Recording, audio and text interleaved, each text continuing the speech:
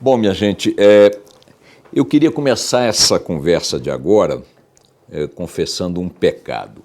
Primeiro dizendo o seguinte, eu tenho uma relação relativista com os pecados. Eu acho que certos pecados foram considerados pecados por um certo exagero, principalmente da Igreja Católica, mas não deviam ser chamados de pecado. Por exemplo, a mentira, né?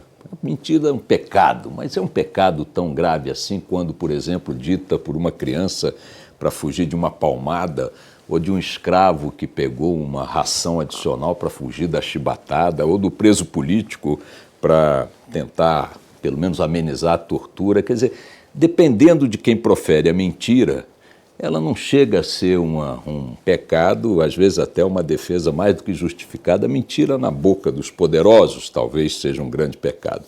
No oprimido pode ser uma fuga. Outro pecado que eu relativizo muito é esse ao qual eu vou me referir agora, que é o da inveja. Porque eu não tenho como não confessar a minha inveja em relação à pessoa que eu vou entrevistar agora. Mas não é aquela inveja de querer se apropriar do que a pessoa tem, ou querer substituir a pessoa. Não é inveja sangue bom. A inveja de quem admira, a inveja de quem há muitos anos acompanha com grande encanto tudo que essa pessoa faz em várias áreas em que atuou. E eu quero dizer que essa inveja aumenta ao ponto de achar que eu poderia reivindicar, digamos, ser um pouco ele também, a partir de certas coincidências. Por exemplo, ele tem Eugênio no nome. Eu também me chamo Ricardo Eugênio. A mãe dele se chamava Mercedes, exatamente o nome da minha mãe. Ambas com o apelido Mecha. Minha mãe se chama, todos a conhecem por Mecha até hoje. Ele nasceu com 3 quilos 750 gramas, não vou ser tão preciso, nasci com 3,700. Aprendeu muito cedo um idioma, quase começou falando outro idioma no lugar do português. Eu também, eu hablo bien desde pequeno. E são tantas essas semelhanças, minha gente, que eu, Ricardo Eugênio Boechat, reivindico aqui agora o direito de me tornar um pouco José Eugênio Soares, ou Jô Soares, o gordo mais amado do Brasil, quiçá do mundo, hein, Jô? Obrigado, querido, por receber a gente aqui. Obrigado, me receber é uma alegria muito grande. A razão dessa conversa que nós vamos começar agora é que o Jô está lançando a sua autobiografia desautorizada.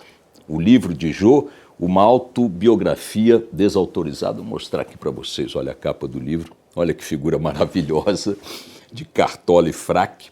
E eu queria te perguntar, Jô,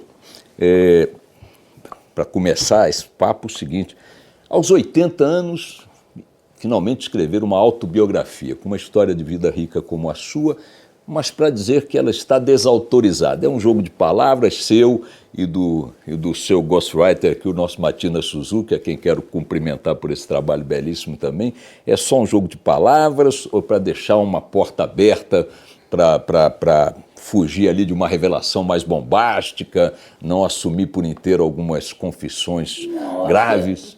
É muito mais um jogo de palavras, sobretudo que há uma mudança aí, porque inicialmente a ideia era chamá-lo de uma autobiografia não autorizada. Aí o Luiz Schwartz estava indo para a casa de carro e disse, não, isso aí já é muito gasto e não é que é não autorizado, eu acho que é mais grave ainda. Ele leu e desautorizou. Então é uma coisa mais violenta. Agora não é para justificar nada. É apenas para dizer como são 60 anos de atividade, sendo que 58, que é uma raridade, 58 anos de carteira assinada.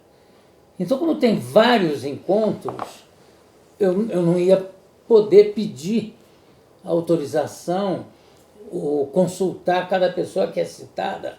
O importante é que são fatos reais, que se não foram presenciados, alguns casos contados do Túlio, que era uma figura extraordinária, eu vivi junto com eles. Alguns ele me contou. Não dá nem para ter no livro, porque era uma quantidade. Teve uma época que ele morou com um crítico de música clássica, porque ele foi considerado o maior baixo profundo do mundo. Vinham maestros da Europa, da Itália, para ouvi-lo cantar, dar o dó de peito dele. E teve uma época que ele morou com um outro maluco que era crítico de ópera, crítico só de ópera. Os dois moraram juntos. Você está se referindo ao Túlio? Túlio de Lemos. Ok. Túlio de Lemos, que é autor aqui no Brasil do programa... como era o nome do programa que ele fazia, Matina? Céu Limite. Céu É do Limite. Céu Limite. Mas era um intelectual, ele escrevia lindamente, com um senso de humor arrasador. Teve uma época que ele morou com esse maluco, eram dois malucos, não tinham empregada, então eles lavavam os pratos na descarga do vaso. Eu disse, mas Túlio, isso é uma porcaria. Uma água limpíssima, uma água que vem direto daquele jato forte. Você costumava almoçar com ele? Não. Na casa dele, nunca. É. Isso, por exemplo, não está no livro, mas eu sei que é verdade. Sobretudo tendo conhecido o Túlio da forma que eu conheci. Agora, Jô, eu estava comentando aqui nos bastidores aqui com você, com o Matinas, que na leitura do livro, a narrativa dele é uma narrativa sanfona. Ele tem um fio condutor que é cronológico, mas ele também, em determinados momentos, ele vai lá, avança 30, 40 anos, volta e vai fazendo esse tipo de sanfona, de narrativa sanfona. Eu queria me pegar um pouco numa certa evolução temporal para a gente poder pegar, porque todos os períodos da sua vida são muito, muito curiosos, muito ricos, né? E eu quero começar pelo começo, né? Você é filho de um único, de um casal que tinha recursos, uma família de recursos. Você teve as melhores escolas, você foi educado nos melhores colégios no Brasil, estudou fora, na Suíça também. E em vários momentos do livro você faz referência à vida boa que você teve como criança. Sua mãe, que é uma mulher importantíssima na tua formação, na tua vida, teu pai também, claro, vamos falar dela adiante, mas você teve tudo que você quis, tudo que você ambicionou, até uns caprichos assim incríveis, uma estrela de xerife que você queria, sensacional. A mãe do Jô, minha gente, uma vez tinha um programa, uma promoção de uma fábrica de sabão, ele vai explicar de sabonete aqui, ele queria uma estrela de xerife, a mãe se virou para conseguir. Que era presente, era brinde. Era um brinde. Eu quero que você conte um pouco essa historinha do brinde, mas para te fazer uma pergunta. Você foi cercado de todos os confortos, carinhos, os luxos até, eu diria. Como é que não te estragaram? Você nunca levou um sopapo da dona Métia, não, para tomar jeito? Não. Eu acho que não tenho mérito nenhum nisso. Acho que o mérito é da minha mãe e do meu pai, porque 14 anos sem ter filhos, de repente, quando ela tem 40 anos, pipoco eu, e quando eu tenho 9 anos, vou para um colégio interno em Petrópolis, que é a fase mais sofrida, pode-se dizer assim, da minha vida, foi pegar um internato no Colégio São José em Petrópolis, e isso já foi, primeiro, um sinal de desprendimento, que filho único desse jeito, né? Era para ser agarrado às saias da mamãe. Não. Vai para o colégio interno. E, aliás, isso parece até mentira. Eu pedi para ir. Pelo seguinte, eu fui reprovado no Colégio São Bento, quando eu tinha 9 anos, ou 8 para 9, eu fui reprovado. Aí estudei para o Colégio Militar, tinha um professor que era capitão, especialista em fazer com que os alunos passassem na prova de admissão para o Colégio Militar. Estudei não passei, e ele falou, era um capitão, ele falou para o meu pai, olha, ele não passou porque a prova do Colégio Militar de admissão é a mais violenta que existe. Então ele está preparado para passar em qualquer lugar. Aí eu fui fazer prova para o Colégio Andrews. Não passei, não entrei.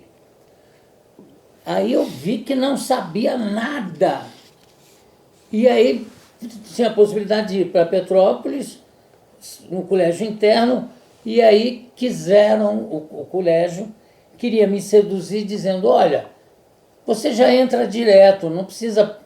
Na época tinha um curso de admissão, que era entre o primário e o... Sim, eu fiz. Você fez o admissão? Ginásio, é.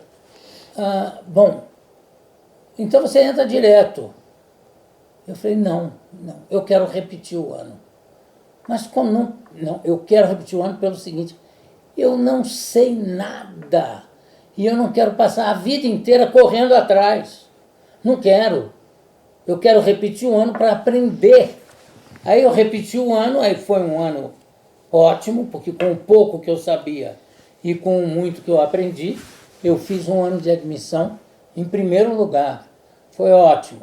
Aí fiquei internado, fiquei no colégio interno, até dos 9 aos 12. Aos 12 nós fomos aos Estados Unidos buscar minha mãe, que ela tinha uma doença de circulação raríssima, ninguém entendia. E na volta, papai disse assim, a gente pode voltar passando pela Europa para você conhecer.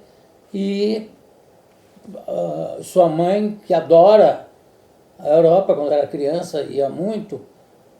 Então nós voltamos para a Europa. Quando chegou na Suíça, papai falou, eu tive a possibilidade de estudar aqui, não quis. Você quer? Falei, olha, se no colégio tiver um quarto para cada um, que nem eu vejo em filme americano, eu quero. Isso já dá um bom retrato, minha gente, do Jô. Porque nesse colégio de Petrópolis, ele dormia, era um dormitório coletivo, ele sempre teve o hábito de dormir muito tarde, gostava de ficar lendo até muito tarde, e tinha um agravante, quando não tirava a nota mínima acima de 4... Ai, que terror. O que acontecia, Jô? Você perdia o direito de ir para casa no fim de semana. No Rio de Janeiro. Eu chorava, mas eu nunca fiquei preso.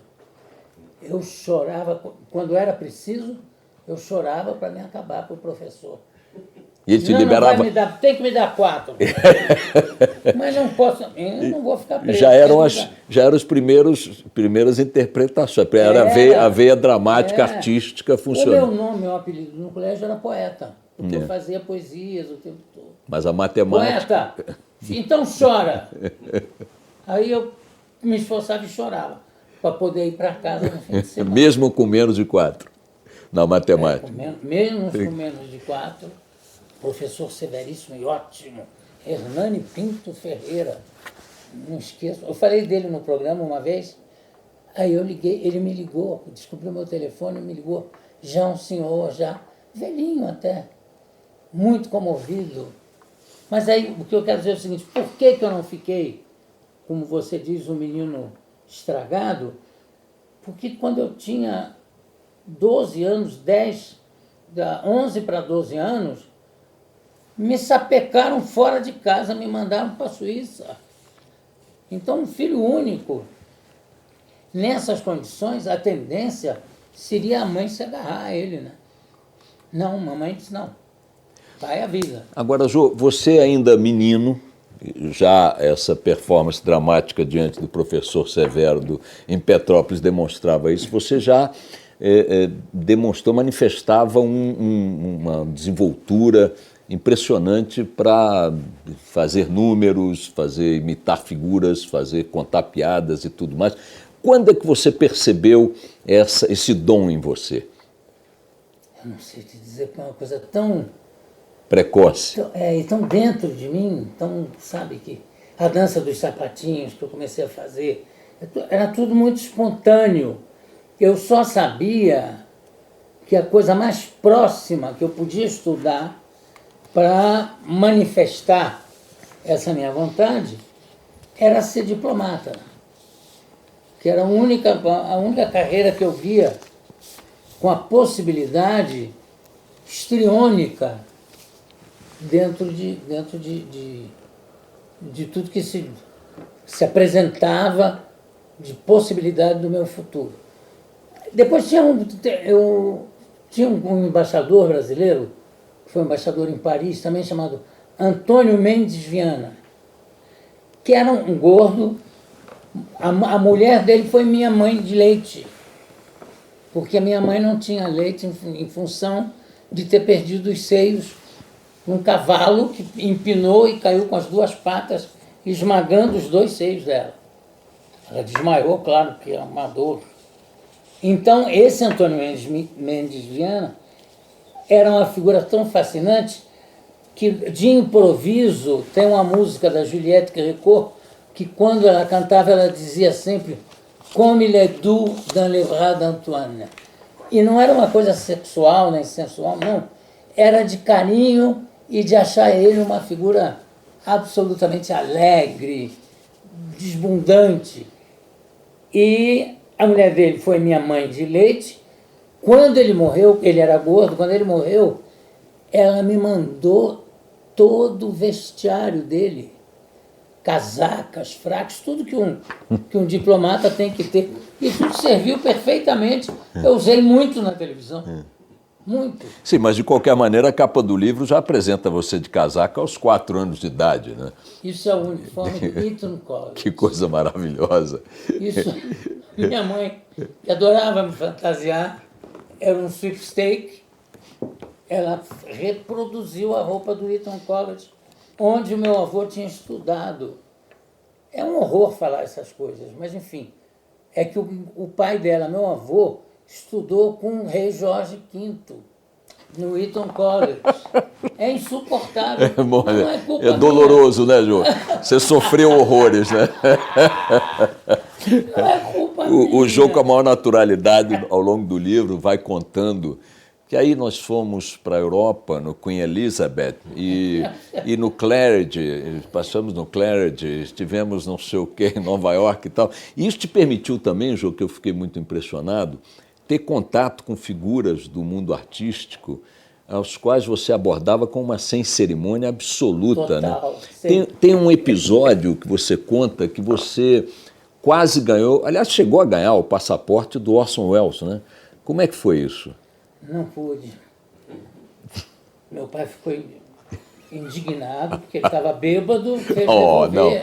não. Eu fiquei 15 dias sem falar com ele. Com o seu pai? Por quê? Como é que foi? Porque eu queria um autógrafo só. Do Orson Welles. Onde vocês estavam? Em Paris? Num lugar chamado, eu não sei se era Cirros ou Carros. Era um fim de ano. E aí eu pedi um autógrafo, ele falou, brasileiros, brasileiros. Já inteiramente bêbado. Ele falou, não tem um autógrafo, não, leva o meu passaporte. Papai me fez devolver. Fiquei 15 dias sem falar com ele. E todo dia ele falava para mim, Jojo ficou zangadinho com o papai. Te sacaneava. Queria ficar com o documentinho do moço. Bêbadozinho. O que você vai fazer? Né? Ô, Jô, ficou claro para mim, você me corrija se estiver cometendo uma impropriedade, que a tua mãe, a dona Mercedes, ela foi a figura assim lapidar, central na tua formação, mais que teu pai. Ela teve um peso assim de referência e tal. Teu pai tem momentos muito importantes. Por exemplo, o Jô, eu vou abreviar aqui, o Jô conta, num dado momento, a situação econômica da família mudou muito, ele vai falar, o pai ficaram pobres, diferentemente, porque eram ricos, não tinham mais tantos recursos, o pai quebrou. Pobres e não tem onde morar. Não tem onde morar. E o pai teve uma conduta, que ele vai contar daqui a pouco, impressionante, de firmeza de caráter. Mas a tua mãe, você faz inúmeras homenagens a ela no livro. Eu tinha te perguntado há pouco se em nenhum momento esse menino com tantos recursos, tantos caprichos, tantos luxos, não teria levado uma palmada nesse bumbum rechonchudo que você certamente sempre teve. Me fala um pouco da importância da tua mãe, que está tão presente no livro, na formação do teu caráter e da tua carreira mesmo. Como é que ela te botou? Como é que é isso? Meu amor, eu só percebi isso depois de escrever o livro. Ah, é? À medida que foi vindo, eu vi que tinham figuras centrais na minha vida, tipo mamãe, Terezinha e Flavinha, 3 mulheres. Isso é verdade. Mas, agora, o meu pai teve uma influência de sabedoria, sabe? Tinha uma coisa assim a maneira quase que de um grande gordo. Sabe? O cara que chega em casa e dizer assim, olha aí, dinheiro para amanhã já tem, a comida de amanhã está aqui. Mas depois da manhã, amanhã eu vou à luta para conseguir. E ele quebrou por causa do mercado de ações, esse tipo de coisa, né? Você chega a dizer no livro que ele ficou à mercê de agiotas, né? Isso foi uma época... Isso também eu sou eternamente grato ao Evandro Henrique Silva e ao irmão, o Aldo, que papai estava desesperado andando pela Avenida Rio Branco, isso contado por ele, né? Andando desesperado pela Avenida Rio Branco, quando de repente ele não sabia mais o que fazer, ele disse, eu sou amigo do Aldo, eu vou perguntar a ele o que eu faço.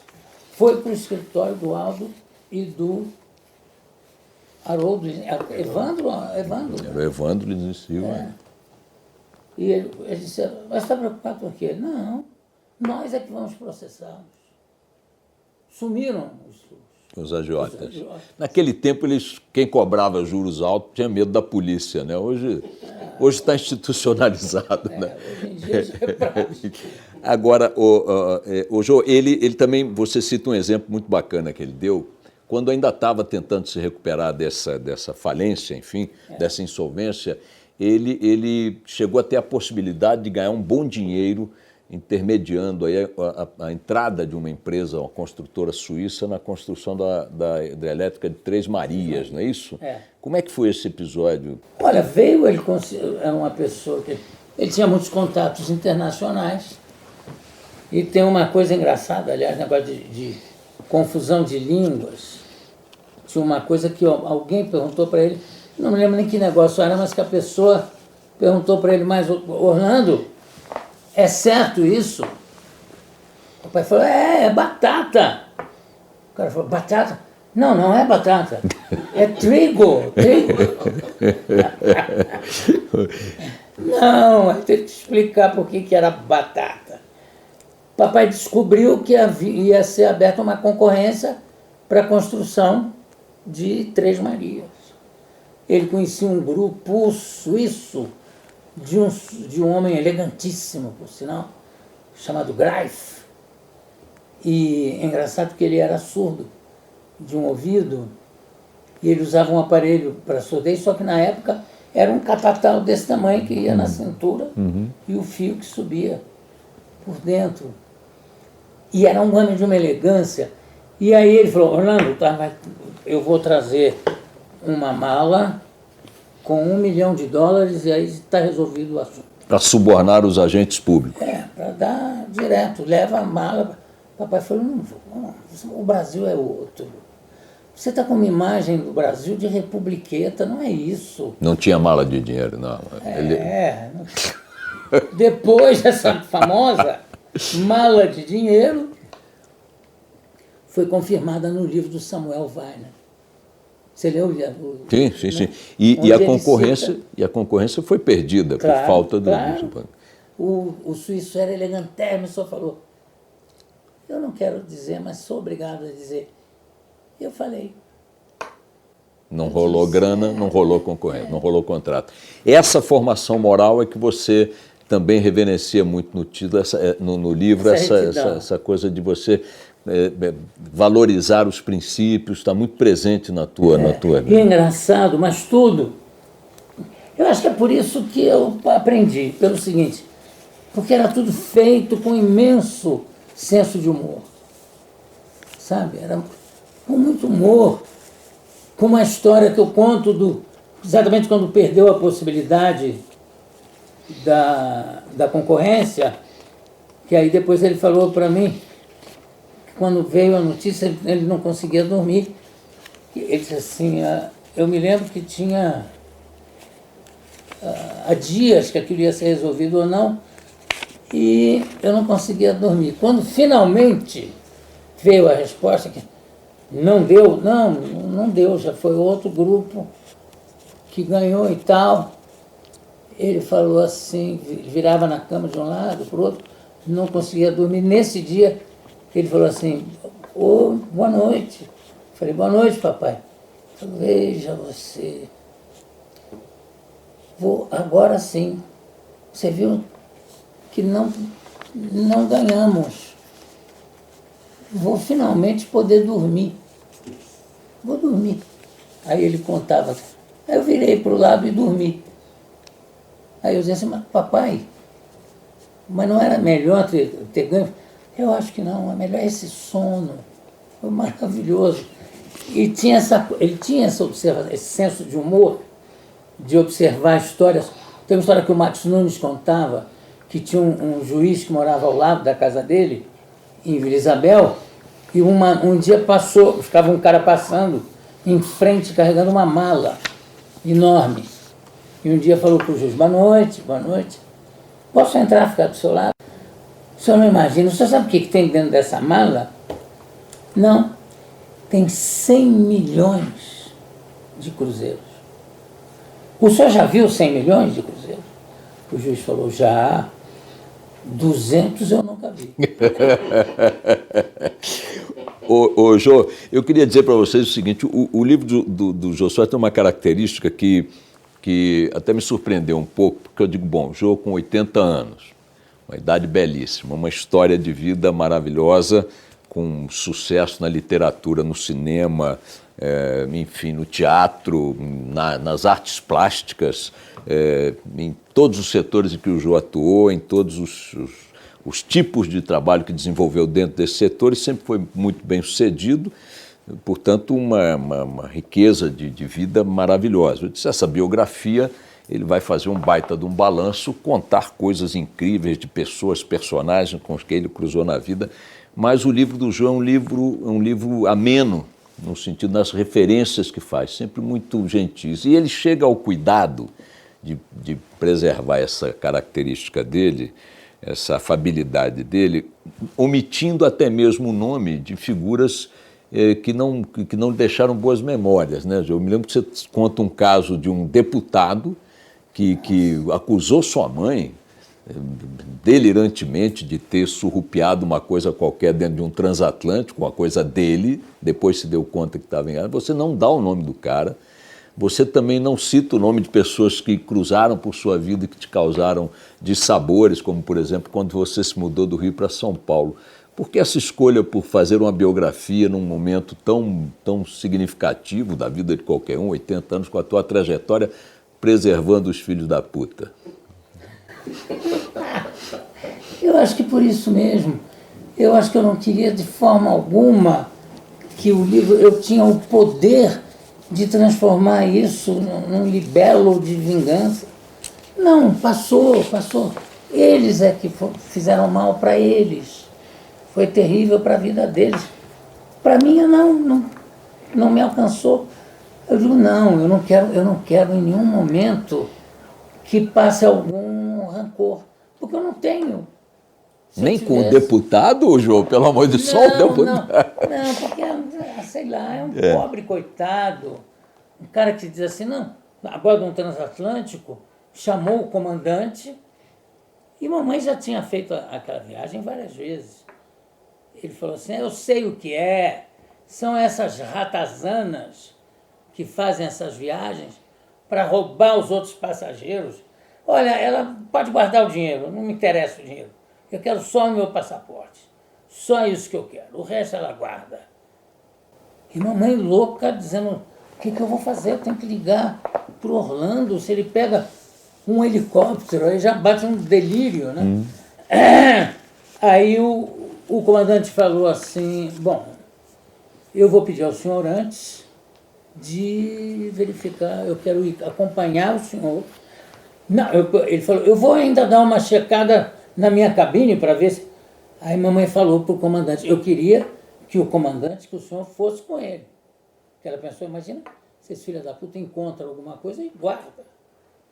Aí o comandante foi junto, mamãe esperando. Aí o cara, quando foi ao banheiro, quando abaixou a calça, os documentos e tudo caiu no chão do banheiro.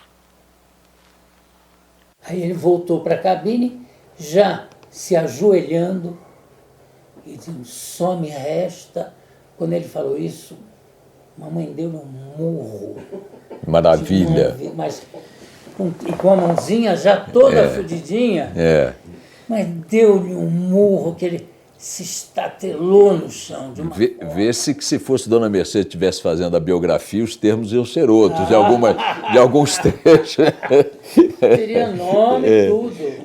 Ô, Jô, me conta uma coisa. Então, voltando aqui um pouco à sua infância maravilhosa, você morou com seus pais no Copacabana Palace, ainda nos bons tempos, e você mesmo diz que a piscina do Copa foi teu primeiro palco, teu primeiro... Acho que foi aí que eu me dei conta. Primeiro encontro com Silveira Sampaio. E tem uma coisa engraçada. O que Silveira Sampaio fez nesse encontro? Eu me lembro que ele te disse alguma coisa. Ele falou isso: menino, vem cá. Eu estava do outro lado da piscina, ele: vem cá. Eu estava fazendo uma imitação do abacaxi que invadiu Nova York, ou sei lá, do submarino, do encontro do submarino alemão com o submarino americano. Ele olhou do outro lado e falou: vem cá, menino, o que você vai fazer? Eu estou estudando para fazer o Itamaraty. Aí ele riu e falou: você pode estudar porque você quiser. Você vai ficar mesmo no palco, fazendo teatro, televisão, cinema. É você isso. Agora, nesses encontros e episódios, você disse que teve um episódio engraçado e eu te interrompi. Não sei se você é capaz de recuperar na memória o que você ia dizer. Mas nesses encontros, nesses ambientes em que você circulava com seus pais, e mesmo quando morou sozinho na Europa, você sempre se sentiu muito atraído pelo ambiente artístico, né? Musical, sim, teatro, cinema, sim, e tudo. Né? E você abordava muito as pessoas. Você teve outras manifestações. Eu entrava de cara de pau. Eu ia com o meu bongô. Eu sei que teve uma época que minha mãe estava hospedada em Lausanne, num hotel, eu não vou lembrar o nome, mas era um hotel à beira do lago, lindo. E eu ouvi um som na sala, no salão, era o Oscar Peterson ensaiando. Só o Oscar Peterson? Só. Ele dizia que ele tinha que estudar 8 horas por dia, porque se ele estudasse só 7, no dia seguinte já tinha alguém tocando melhor do que ele. Aí eu fui com o meu bongô.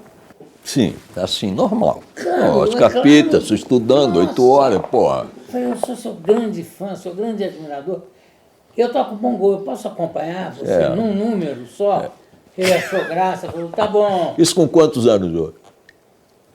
14, 13 para 14. Ele achou graça, deixou e gostou, falando: mas você toca bem, vamos lá. Aí eu fiquei uma meia hora tocando com ele. E para mim aquilo era uma coisa da maior naturalidade. Tinha uma boate em Paris chamada The Ringside. Todas as grandes orquestras de jazz que passavam por Paris, inclusive lá no Hampton, quando acabava, eles iam de noite tocar de improviso, fazer jam session no Ringside. E eu descobri isso. Aí eu ia com o meu bongô. Também moleque ainda. 14 anos. Essa cara de pau, essa desenvoltura, você se confessa aqui um exibicionista nato e tal. Não tem como, não. Gordo não pode passar anônimo. Aliás, é engraçado, você sabe que em Petrópolis, logo no começo de Petrópolis, as pessoas me olhavam na rua e me apontavam e riam, porque eles nunca tinham visto gordo. Olha, é um gordo. Olha lá, um gordo. E chamavam as pessoas para me ver. Porque eu era... Cidade era muito pequena e eu era gordo. Aí, inconscientemente, eu devo ter pensado: bom, já que é para aparecer, eu não vou ficar aparecendo pelo fato de ser gordo. Aí não. Já que você está falando disso, deixa eu pegar um capítulo que eu ia abordar um pouco mais. Você no livro diz assim que ser gordo te ajudou, foi importante, mas também há trechos, você diz que ser gordo me ajudou. Há trechos no livro em que você diz, por exemplo, que sua mãe, na Europa, tentou te submeter, ou te levou para um tratamento.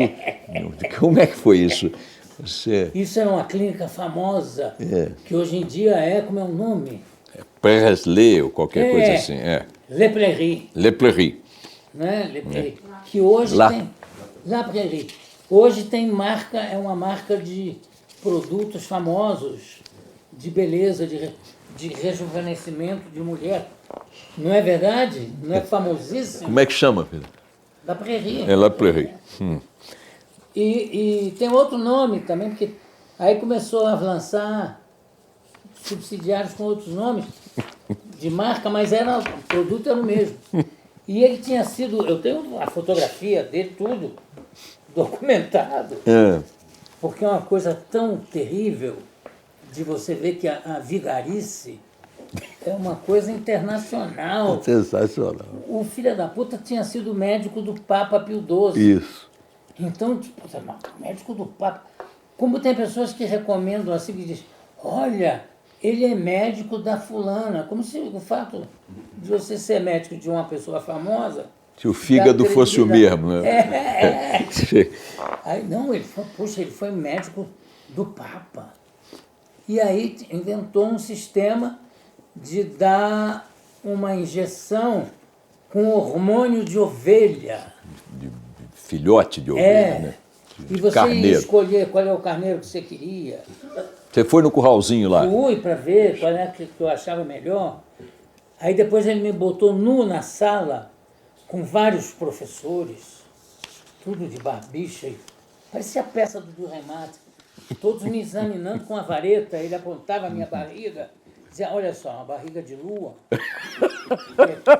Típica. Agora, o tratamento, minha gente, deu errado e a culpa foi do Jô. Ele tem um pecado para confessar aí. Mas eu preferia. Não? Falo eu. É que eu tinha que... Sem ser explícito. Ou sendo.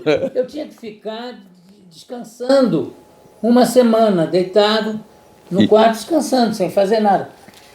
Imagina, eu tinha 14 para 15, no terceiro dia, eu disse, eu acho que uma punhetinha não pode fazer mal a esse tratamento. Tinha lógica, estava na Europa. Me masturbei, isso me deu um sentimento de culpa, né? Que me acompanha até hoje. Você nunca mais se masturbou, né, Jô? O Jô ficou achando que aquele dinheirão todo que a mãe dele colocou no tratamento, que o pobre do carneirinho, da célula do carneirinho. A célula do carneirinho não funcionou porque eu gozei. Pois é, mas é engraçado porque você... Eu contei para minha mãe, isso não está... Você contou para sua mãe? Claro. E nem assim ela te deu uma bifa? Não, ela riu. Essa mãe é maravilhosa. Ela riu que eu não parava. Bom, Mas, menino, mas isso não tem importância. Eu falei, como não tem importância? Deve ter interferido nas células do carneirinho. Não interferiu porra nenhuma, menino. A dona Mete, é bom lembrar, já quando o Jô tinha 4 anos, ele conta no livro que ela contou uma piada de português sensacional, pesada. A dona Mete era uma mulher absolutamente à frente de seu tempo, né? Era uma mulher, isso nos anos 40... Não tinha negócio de preconceito com palavrão. Inclusive, ela tinha te dizia uma coisa que a pornografia, o palavrão... Ela dizia, não há palavra feia. Isso, menino, não tem palavra feia. O feio está na cabeça de quem pensa, das pessoas. Uma palavra não pode ser feia ou bonita. Agora, Jô, você, num outro trecho do livro, você recomenda aos leitores o seguinte, desistam de ser gordos. Eu quero ficar um pouco nessa questão do gordo, vocês vão, porque é o gordo mais amado do Brasil e a palavra, não só a figura física, mas a palavra gordo esteve presente na obra do Jô durante toda a vida. E você lá num trecho do livro diz assim, desistam de ser gordos, gordura não dá camisa a ninguém. Camisa não dá mais uns edredons bonitos, uns casacos de pele, né? No teu caso, nada mal. Hein? Mas não pelo fato de ser gordo, não tem um personagem meu que dependa. Que não pudesse ser Macardelão. Que, aliás, eu recebi uma carta do embaixador Camiliano, da Argentina, dizendo que eu era o verdadeiro embaixador da Argentina no Brasil. Que eu fiz mais por essa aproximação entre Argentina e Brasil do que muitos embaixadores e do que muitos artistas, que eu tinha feito um serviço impagável. Você diria que todos os seus personagens e todo o seu humor prescindiriam do peso? Eu nunca fiz um personagem que tivesse que quebrar uma cadeira ou que entalasse numa borboleta. É. Embora a sua ousadia tenha feito você entalar na piscina do Copa, né? Uma peraltice de criança. Quase morreu afogado o Jô. Foi querer passar, uma coisa incrível. Eu conhecia aquele... a piscina era dividida em 2 trechos, para criança e para adultos, e tinha uma passagem por baixo que o nosso submarino Jô Soares resolveu vencer a despeito das medidas do espaço e dele. Graças a Deus eu passei. Tem uma frase muito boa sobre o negócio de gordo, conveniências e inconveniências, que é atribuída ao Tim Maia, não sei se é verdadeiro, que o negócio do gordo é complicado porque se beijar não penetra, se penetrar não beija, né? É dele essa frase? Não, é muito boa. Né? A gente corta. Bom, enfim, mas você, num dado momento, por exemplo, dos 8 shows, 9 shows que você fez ao longo de sua carreira, 8 tem o nome gordo no título. Quer dizer, você não vê no fato de ser gordo nenhuma influência no valor dos personagens, dos textos e tal, mas você, digamos, explorou isto. Você nunca foi chamado de gordo sendo argentino? Gordo. Sim, é um tratamento... normal. Né? Gordo, como está gordo, querido? É. Vem, gordo. O meu gordo é assim. É um tratamento carinhoso. E eu acho isso, do ponto de vista, por exemplo, no argentino, eu acho isso genial. Você usar a palavra gordo como uma forma de carinho, sabe, é perfeito. Tanto que eu não gosto de gordinho. Gordinho. Ah, não, ele é gordinho. Não existe gordinho. Eu sou gordo. Você também confessa que tem horror da palavra obeso. O som é horrível, né? Obeso. Isso é um som gordo. Obeso, não. O senhor é obeso. E a sua mãe é puta. É isso mesmo. É isso mesmo. Eu cheguei a achar que o gordo era um obeso viável, mas não, né? Não é o caso. Obeso é fora de catálogo mesmo. Não tem. Obesidade. Agora, só para concluir esse capítulo de peso, que é curiosíssimo e tal, o fato de você ter sido gordo a vida inteira, você chegou seu máximo foi 160 quilos. Foi. Né? 160.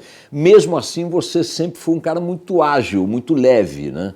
Você fazia movimento, dançava, enfim, nunca te atrapalhou nesse tipo de desempenho cênico, por exemplo? Não, ao contrário. É engraçado que o Boni dizia assim, pô, eu acho que eu vou engordar, para as pessoas dizerem que eu sou ágil. Porque só falam que você é ágil porque você é gordo. Agora, mesmo assim, você diz, desistam de ser gordos, gordura não dá camisa a ninguém, derretam-se, é o conselho que ele dá para os leitores do livro.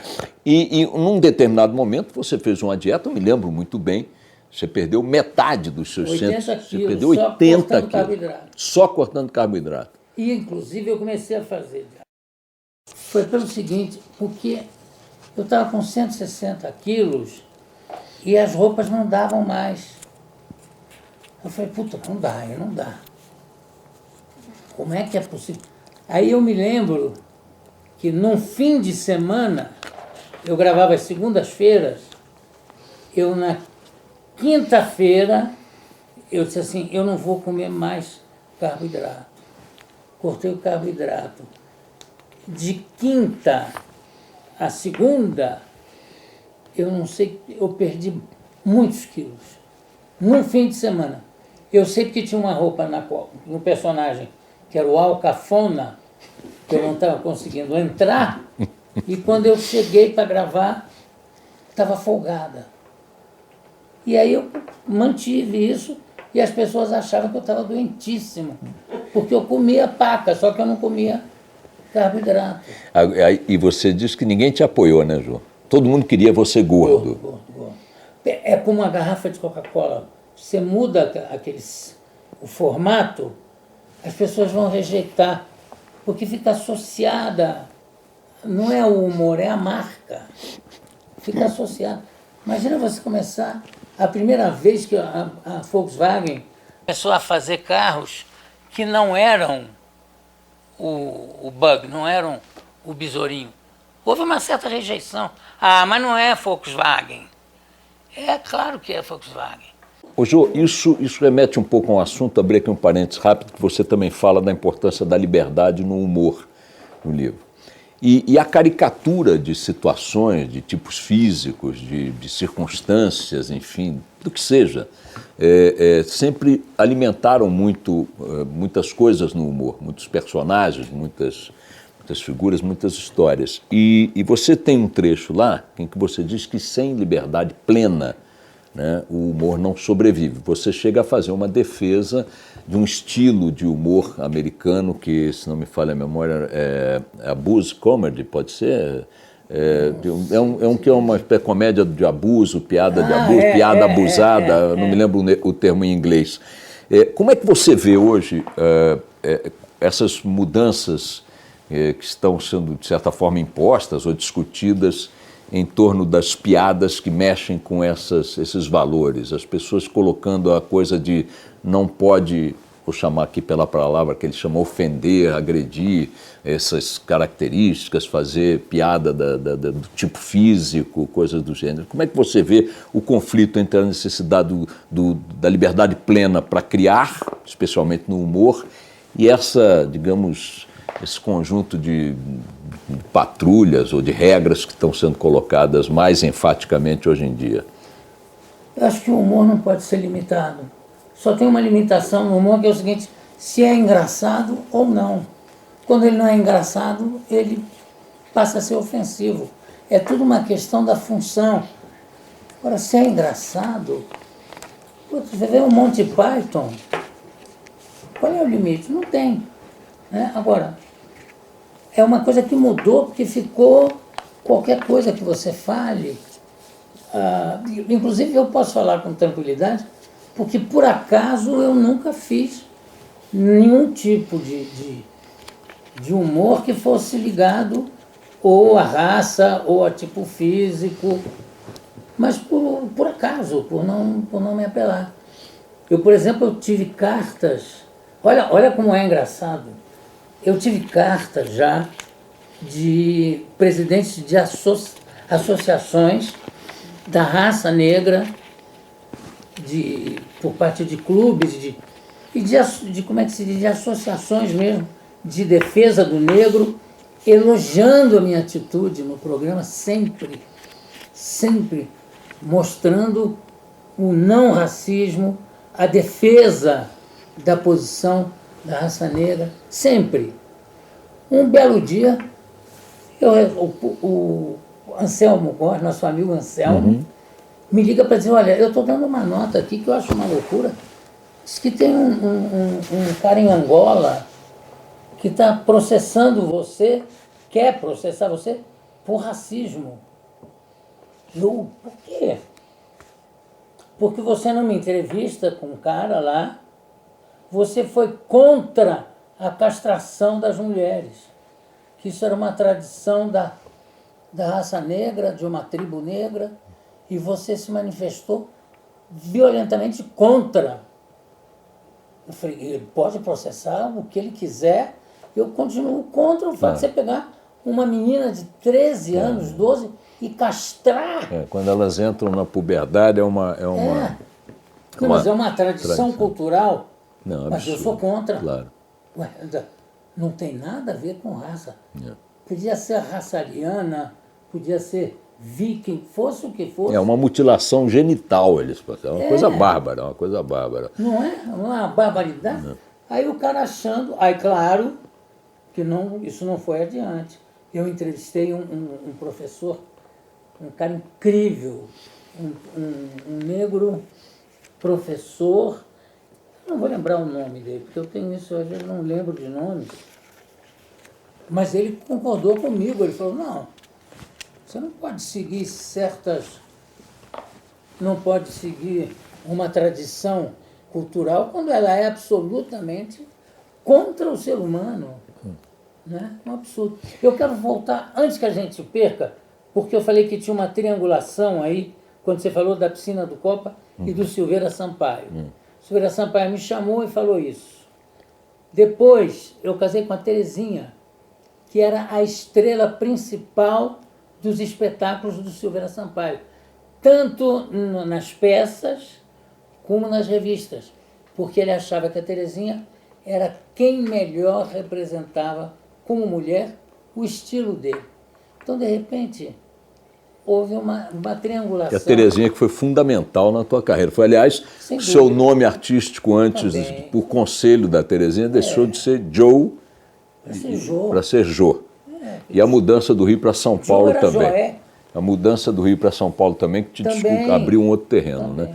Ô, Jô, me diz uma coisa, cinema, teatro, literatura, pintura, música, jornalismo, televisão, autor, ator, roteirista, enfim, o diabo. Está faltando alguma coisa? Você está com algum projeto? Ou está escondendo? Não, eu vou fazer. Descobri uma peça de uma russa, mas é russa só de nascimento, criada e desenvolvida nos Estados Unidos, uma filósofa que é conservadora, é a musa do Tea Party, por aí você vê o quanto ela é considerada pela direita americana, pelos banqueiros americanos, economistas, e o nome dela é Ayn Rand. Tem uma peça, ela escreveu, uma peça que ela odeia, porque a peça faz um tremendo sucesso e não tem nada a ver com o pensamento dela. E a peça se chama Nights of 16 January, a noite de 16 de janeiro, que é o dia que eu nasci. De repente eu procurando, lendo peça, opa, e é o quê? É uma peça que se passa num tribunal, que também eu acho que é um sonho de qualquer diretor e qualquer ator fazer uma peça cujo cenário é um tribunal, se passa num tribunal, os jurados são escolhidos na plateia, você escolhe 12 pessoas, eu vou aproveitar e vou fazer como ator o juiz. Você volta para o palco então? Mas aí no papel do juiz, que não é um papel grande, mas é de interferências, e eu fico olhando aqueles putos todos para ver se eles estão fazendo exatamente como eu mandei. Boa. Ô, Jô, me diz uma coisa, falando em juiz, falando em liberdade, enfim, falando nisso tudo, eu estava vendo um trecho grande do seu livro, já na parte final, faz a memória da ditadura militar brasileira, das lutas que a classe artística, você, nesse meio, travou para defender a liberdade física de vários colegas, né, do meio e também a liberdade de criação. Né? Você participou de vários movimentos nesse sentido, você chegou a ser intimado para depor e tal, e há situações muito caricatas, por exemplo, seu depoimento, houve uma discussão etimológica sobre a palavra intelectual. Intelectual, que é a palavra inventada, criada pelos comunistas, claro. Como é que eu sei? Porque no DOPS eles me mostraram que toda palavra que vinha de Brasília, entre aspas, era a palavra criada pelos comunistas. Então, intelectual estava entre aspas. Logo, você é comunista. A sua casa em São Paulo, e da Tereza Trejero, foi atacada por um grupo de... CCC. Comando de Caça aos Comunistas. Nós chegamos, a luz estava apagada, era numa vila, uma casinha numa vila. Primeira casa que nós podemos comprar. Devo isso ao meu amigo Geraldo Mauger, que assinou 6 promissórias para mim, e eu empenhei um anel da Tereza para dar entrada. Chegando em casa, era como se fosse, tinha um formato de um conventinho. Era dentro da vila, a última casa. Chegamos, a luz estava apagada, tudo cheio de sangue. Não era sangue, era tinta vermelha. Escrito CCC, Comando de Caça aos Comunistas, e tinha uma estatuazinha de mármore linda, que tinha sido do Austrégésilo, meu sogro. Era uma meninazinha com um ramo de flores, de mármore, branca. Estava púrpura. Apesar do medo que você confessa no livro, nessa época, todos tinham, claro, inclusive porque o segurança da TV Record era o delegado Fleury, que foi um grande torturador, um grande figura aí da repressão. Você ainda assim abriu... E que na época não era, você não sabia. Você não ligava uma coisa a outra, você não tinha ideia. Não era explícito. Ele era um segurança.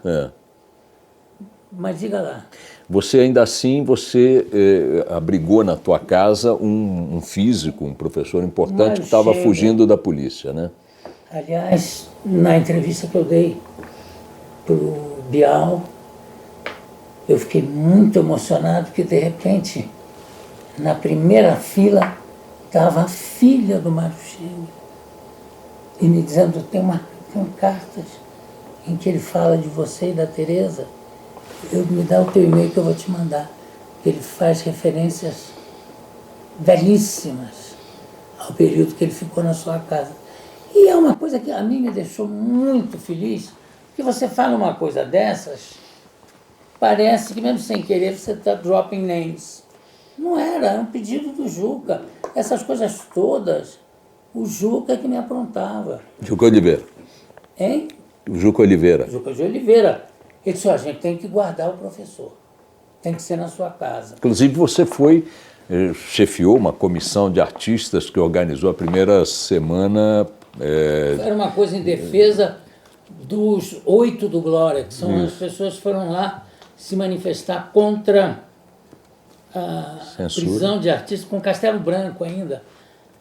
E aí tem uma reunião da classe artística, quem vai para a mesa da diretoria? Juca de Oliveira.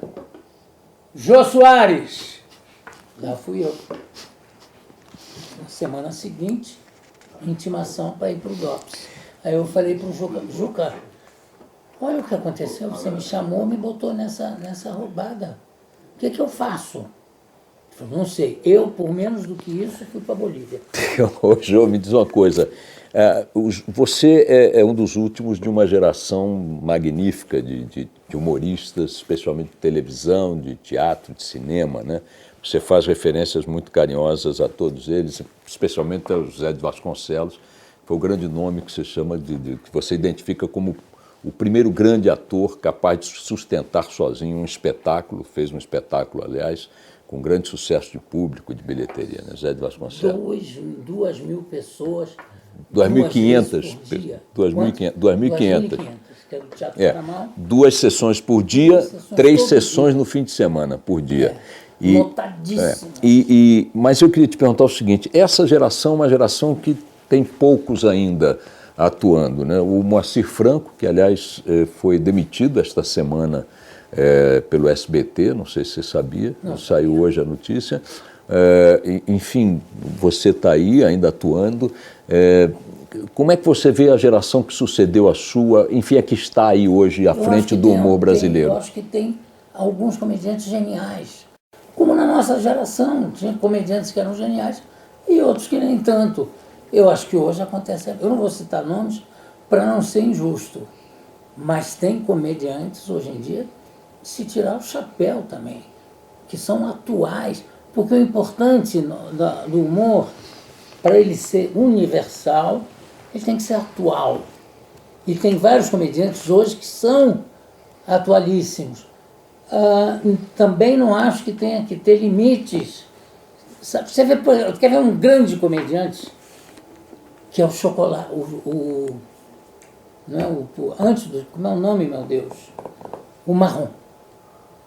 O Marrom faz piadas com a sua raça. Primeiro que ele diz que não é pardo, porque ele não é envelope. Envelope é que é pardo, eu não sou pardo. Então agora eu vou ter que comer chocolate diamante afrodescendente?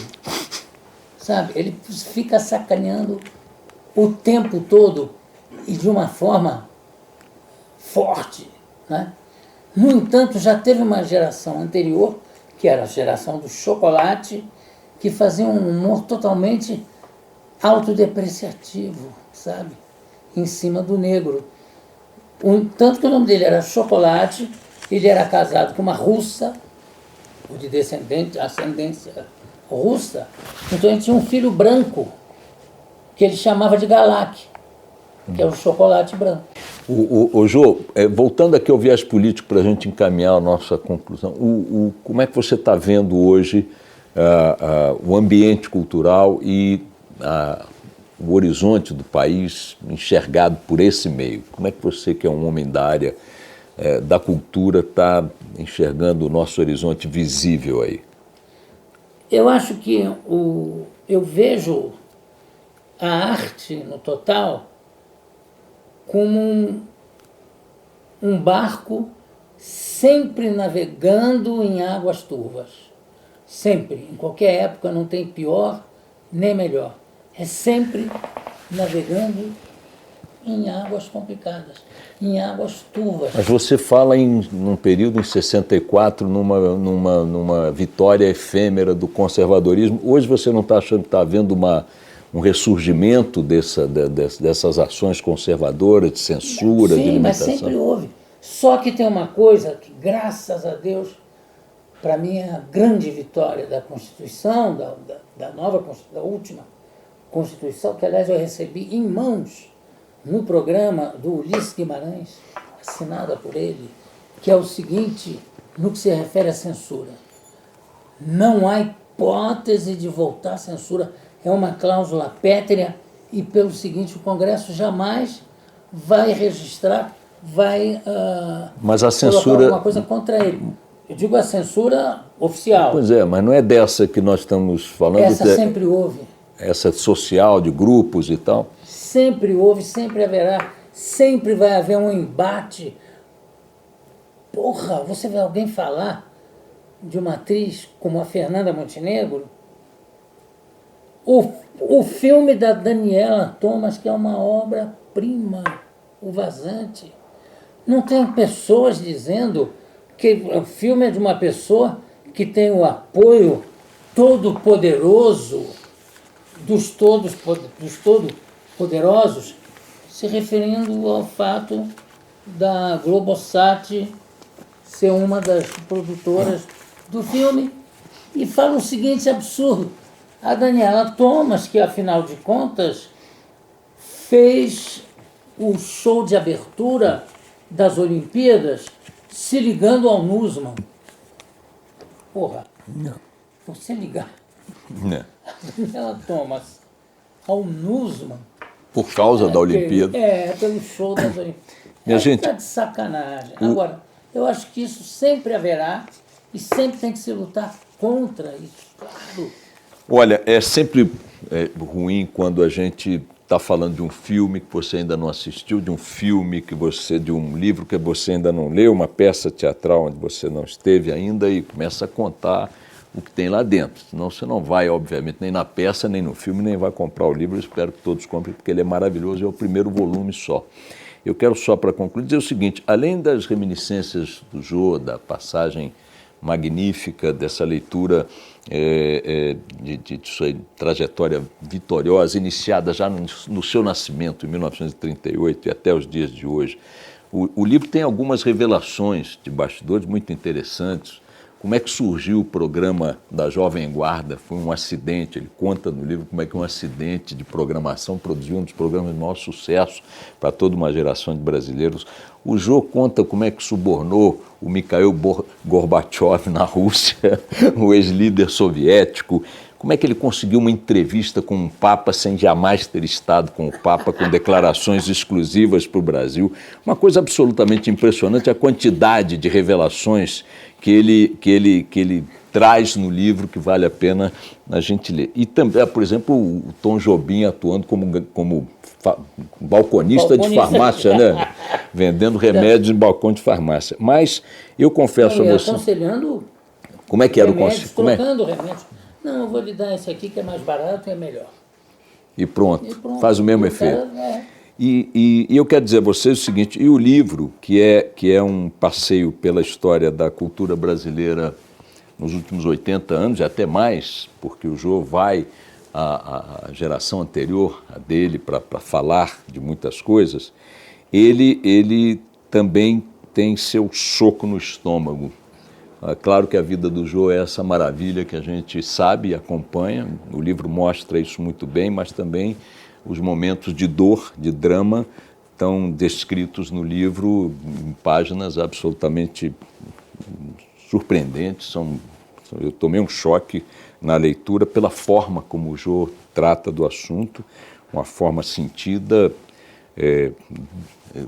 dolorida, mas austera também. E quando ele fala da morte, do nascimento, depois de toda a história de vida do filho dele único, Rafael, e que eu vou te pedir licença, Jô, para ler aqui um pequeno trecho, porque eu fiquei realmente bastante impressionado quando você começa, já na página 416, quando você diz: quando meu filho Rafael nasceu no Rio, no dia 11 de maio de 1963, eu tive 40 segundos da maior alegria da minha vida. Meu Deus, é um menino, é lindo, é ruivinho. Dr. Jorge Rezende, o médico que fez minha cesariana, fez também a do Rafa. Ele me disse que tudo correra bem na cirurgia do parto e estávamos confraternizando no hospital quando, de repente, ouço o Dr. Jorge dizer para outro médico: o menino nasceu com um problema genético. Fiquei uma noite sem dormir.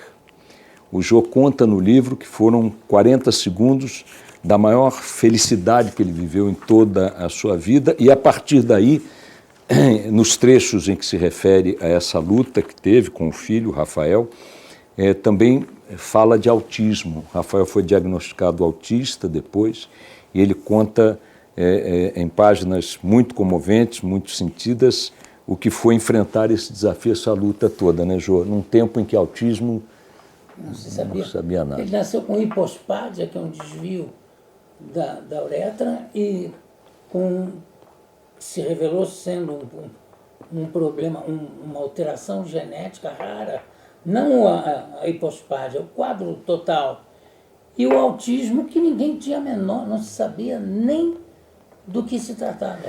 Agora, Jô, no livro você conta, eu fiquei muito impressionado, porque parece que pessoas te criticavam por uma pretensa intenção de esconder seu filho.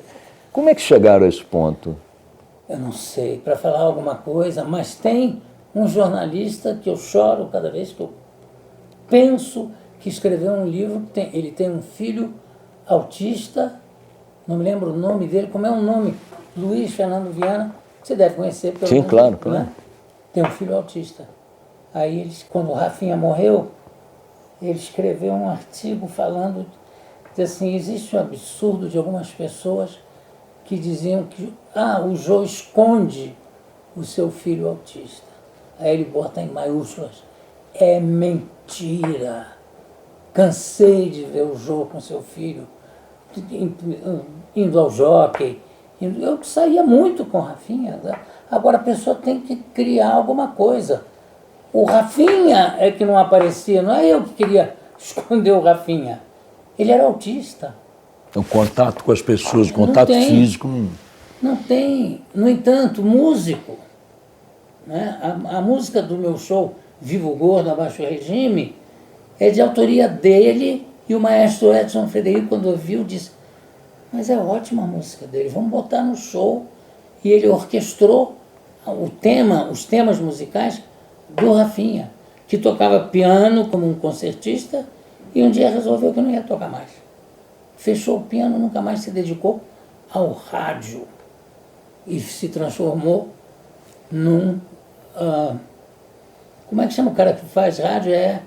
Radialista? Um disc jockey. E teve uma homenagem do maior disc jockey do Rio de Janeiro, que eu não lembro o nome, o maior comunicador da rádio, que foi ao enterro do Rafinha, no velório. Ele falou assim: este é o maior profissional da rádio que eu já conheci, porque aquilo era a vida do Rafinha. Eu chorava, porque ele foi, ao ser enterrado, reconhecido como um puta profissional, porque ele não largava a rádio. E é tudo com aquela coisa do autista, que não é 6 horas, 7 horas, não, 6 e 2, 7 e 16, é tudo. Aliás, o filme, um retrato muito perfeito do Rafinha, está no filme Rain Man, com Dustin Hoffman. Jô, o segundo volume do livro do Jô, Uma Autobiografia Desautorizada, já começou a ser gravado. Quando é que você... Não, ele tá É importante chamar a atenção que o primeiro volume termina com o Jô ainda indo para a televisão, né? Você vai começar a contar, ele é meio elástica a narrativa, mas você para no momento em que o Amaral, Ricardo Amaral e o Boni têm conversas com você que resultam numa nova fase da sua vida, que é o que vem aí. Que é os primeiros shows de teatro, o One Man Show, mas principalmente eu acho que segue a mesma linha do primeiro, que é o seguinte: vai e volta, stream of consciousness, que é aquela coisa que vai e volta, não tem o famoso fio da meada. Não é que a partir daí...